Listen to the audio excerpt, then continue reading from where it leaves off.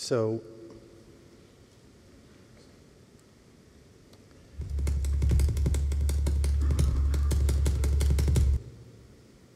what just happened? She is practicing a dance phrase, but not the way she'll perform it. Here these dancers are looking for ideas, and they're using their body as a mechanism, as a model, a dynamic model that scaffolds their capacity to visualize what they want to be doing. So what they register kinesthetically or seeing themselves is not exactly what they're doing with their body, but the body supports that richer visualization. The activity that is involved in this kind of process, where you make a small model outside, is called marking. And you can't be a dancer in your first week in ballet school without learning about marking. So marking is about doing a dance phrase with less energy than doing it full out. And while they're marking, they feel the movement as it's going to be larger, and they see it to some degree. It doesn't have to be both those things at once, of course. When you ask what is marking, it seems to be this imperfect physical model. It's like a sketch, though dancers distinguish sketching, which is what they do when they are imitating, they're trying to master a dance phrase. They initially sketch it as quickly as they possibly can. But when they mark it, they themselves have internalized the phrase and they're practicing it as they understand it. But it's an abstraction. It doesn't include all the stuff. And what it particularly doesn't include are the dynamics of the phrase. As they're doing that, they usually tend to some aspect of it. Maybe it's the extension of the arm, the details, something. But they're conceptualizing it more than they're actually doing. This becomes a very interesting process. It's one of these movement reduction systems. And we have lots of movement reduction systems. Gesturing, whispering, physical miming. They're all movement reduction systems. They're all ways that we physically model things. And the modeling activity is an embodied act that carries some cognition for us. It performs some cognition. So in this relatively well-known act of mental abacus, this young man is multiplying two 7-digit numbers, and this action carries his thought forward. You can say, is there really thinking in the hands? Well, haptic strategies are part of perception. You can't get haptics without feeling, so the perception is partly involved in the motion. It's a kind of Gibsonian thing. Marking is very universal. When people practice their tennis swing, that's marking. Cellists practice in the wings. Yeah. Staged plays, it's called doing an Italian run-through, where you run to one side and then pretend to say the lines very quickly, run through another side to get the staging of the play. Rock climbing, skiing, looking down at the moguls, and synchronized swimming or flying. Here's an amazing collection of the French acrobatic patrol. They're like the Blue Angels or the Red Arrows in England. And here they're running through a synchronized effort. And when you look at some of them, as they're peeling off, you can see they're feeling the G-stress. You can see he's feeling the G-stress of what it would be like when they're actually doing it. So we ran a small experiment to explore the value of marking. And what we did was we wanted to know which facilitates, this was marking to learn. So they practice. You can't go full out 5 hours a day after 2 hours of Pilates or in the morning. So they mark a lot when they're practicing. And we wanted to see, do they learn more by dancing full out, or by marking, or by simulating in the head? Now we know simulating in the head facilitates. So the question really is, will marking facilitate more than simulating in the head? The hypothesis was just what you would expect. Full out is better than marking, is better than simulating in the head. The experimental design was that the associate choreographer taught the dancers a new phrase, a 1-minute phrase, which they would learn in 10 minutes. That's about the same as us memorizing 3 paragraphs in 10 minutes, word for word. So they can do that. They learned in 10 minutes. We measured them under a number of dimensions. They practiced it in one of 3 conditions, and then we measured it again and took the delta in order to determine which practice was more effective. The experimental design, a Latin square, was we broke them into 3 groups. We had only 10 of these super professional dancers.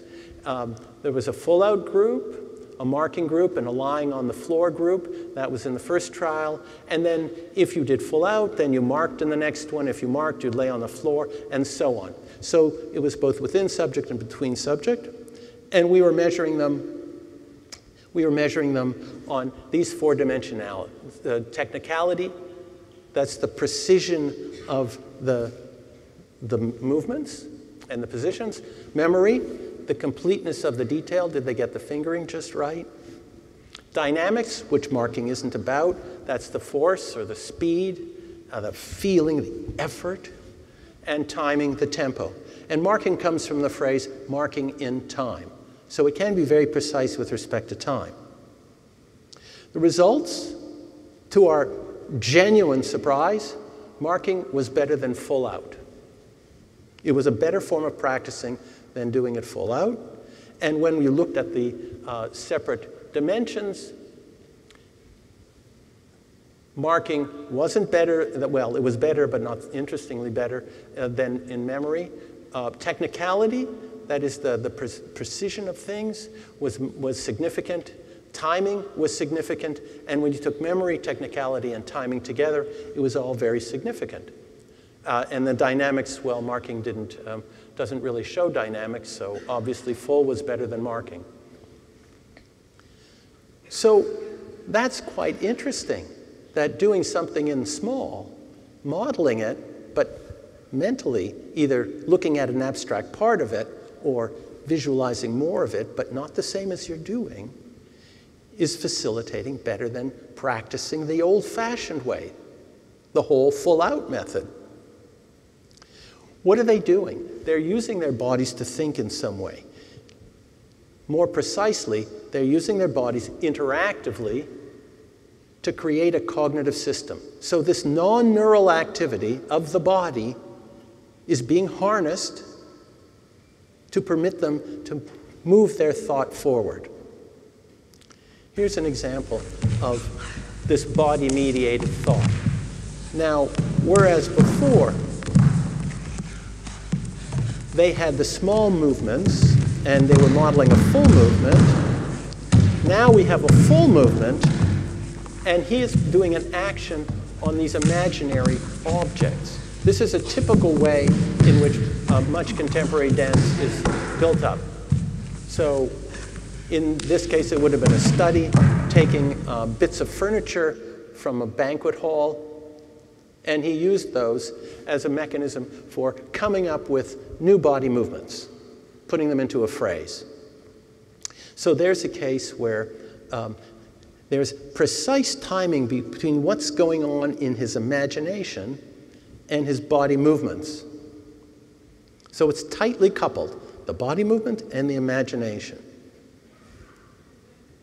Now I'd like to move on to architecture.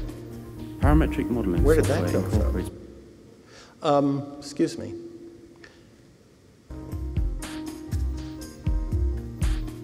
Parametric modeling software incorporates programming This is a surprise slide for you, because it's a surprise slide for me. Allows for new forms to be generated at So this is a case of folding.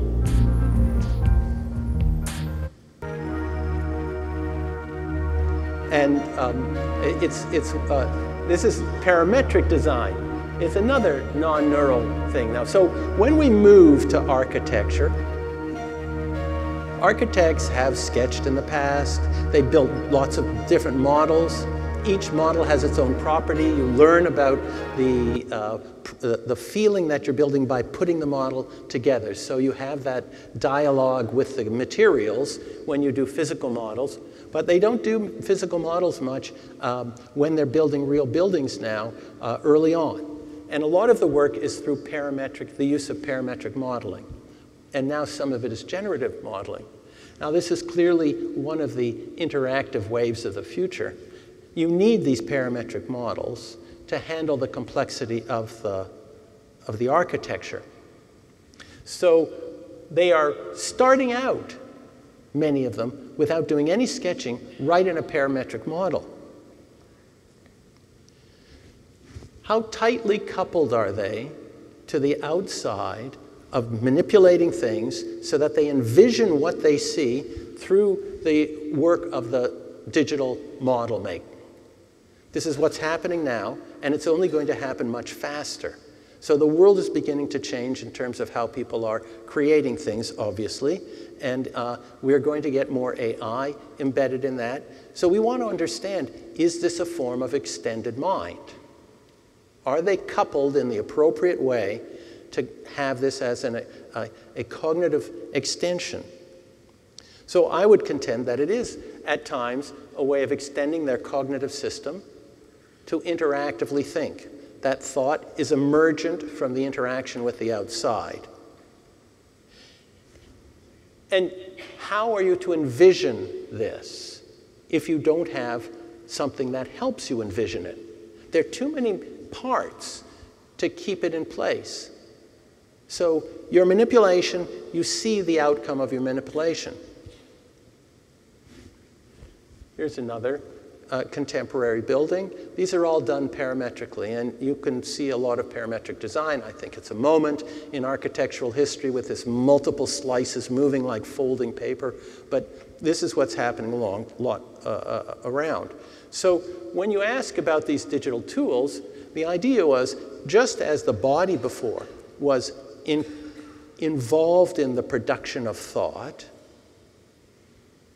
so it can be that nearby objects, which we are controlling, can be involved in the production of thought, and that would be artifact-mediated cognition. And the requirements for this artifact-mediated cognition, in order to build these cognitive circuits that extend out into the world, they're going to have to be acted on at the speed of thought, half a second or so. And that the coupling is very precise, that the thing outside is happening just when you need it on the inside. It's not too early, it's not too late. There's this tight, coordinated coupling. An example would be writing. Your writing has to keep pace with your thinking in some way, but it can reflect things. A long time ago, I did some work with Paul Maglio on a study of Tetris. And what we found, surprisingly, was that we studied subjects from the moment they saw Tetris to the point sometime later, about 10 hours, when they were very, very low experts. And what we found was that they continued to make extra rotations. And we looked for the reason for this. Where they do the extra rotations, and they did it particularly for the mirror tetrazoids, where they're doing it is early on when they haven't quite figured out which piece it is. Now, you can move a piece at 80 to 120 milliseconds, depending upon how fast your twitch is, but mentally rotating is 200 to 300 milliseconds for a quarter turn. So you can move it faster outside than inside. And what we found, of course, was that people were benefiting that, even though the cost was sometimes you went too far. We called those epistemic actions. And the thing again there is that it has to be at the right time. You have to rotate it when you're ready to get the answer. And if you've already got the answer, you don't want the rotation. And if you rotate it too early and you're not ready for the answer, it's no good. So there's this precise coupling of timing, and it's at the brief way. And it's another way of carrying thought forward. You can look at it like old-fashioned AI, where you're making, or cog-sci, of the Newell and Simon form. where you are moving through state spaces with an operator. And there are internal operators, but in this case, where she is sorting her gin rummy cards into suits, those are external operators. She could sort them in her mind, or she could sort them outside.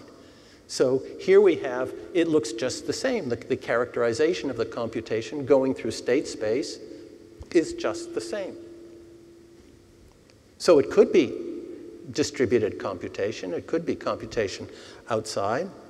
So the big question I was always asking was, in these last few years, is what does the practice of architecture and choreography teach us about cognition? Specific question was, how do the architects and choreographers interact with non-neural things to be more creative? Because I see thought as emergent through the interaction with outside things. So it's an emergent process. Not always, of course, much of it's in your head. And the reason we care about this is because we want to design systems that improve thought and creativity, and they will make us think faster, harder, deeper, handle complexity better, and you know this is coming. So here are a few other ideas that are demonstrated by looking at architecture and choreography. First, a bit of architecture. So as Andrea was saying, chance is a very important component, and in most contexts, studio contexts, they populate the environment with things that are going to increase the probability of discovering something. So interaction facilitates reinterpretation. How many shapes are here? How many shapes do you see here? Well, you could see it in lots of ways. And you're free to see almost whatever you like to see there. And each time you're organizing them in slightly different ways. Interaction helps to enact that change. For instance, here, you could see this organized in so many different ways, but if you're an architect and you want to see them in so many different ways, you'll rotate it or occlude it or stretch it or move your head. And you can imagine the digital possibilities as different things light up and are showing you different possible configurations. So that will increase the speed with which you could see combinations or possibilities. In the choreographic environment, I found that Wayne McGregor, choreographer of the Royal Ballet, and this is his contemporary company, Random Dance, they worked hard to build a piece of software. The dancers wore 3D glasses, and then they reacted to it. Now, the software, its virtue is that it doesn't have joint restrictions. So they're seeing things that they can't do. Normally, they wouldn't, therefore, think about doing things like that. It can levitate, move through the floor, the limbs pass through limbs. And these were ideas that dancers never consider, and therefore it was an opportunity to make them try things out they wouldn't think of before. There are dozens of easy-to-study phenomena in places like this. I just chose marking, and I chose some of the creative elements of choreography, and in architecture, particularly the tight coupling that you find about modern practices with software. But they're rich areas to study interactive strategies for extending cognition. Like all of us, they and we create external models to help manifest our ideas and augment them through the physical exploration, but at the speed of thought. We understand these if we could understand these strategies, it'll help us design more creative environments and certainly help us build more new things that are coming soon, cyborg parts, cognitive amplifiers. I mean, the stuff we all believe is happening in the next 10 to 50 years. And there'll be methods of speeding up cognition. This is a trend, I think, that is getting more traction in cognitive science. and it is to explore the microstructure of cognition as it emerges in interaction and revealed in these ecologically real contexts, not just the white rooms of time stimulus-driven experiments. Thank you.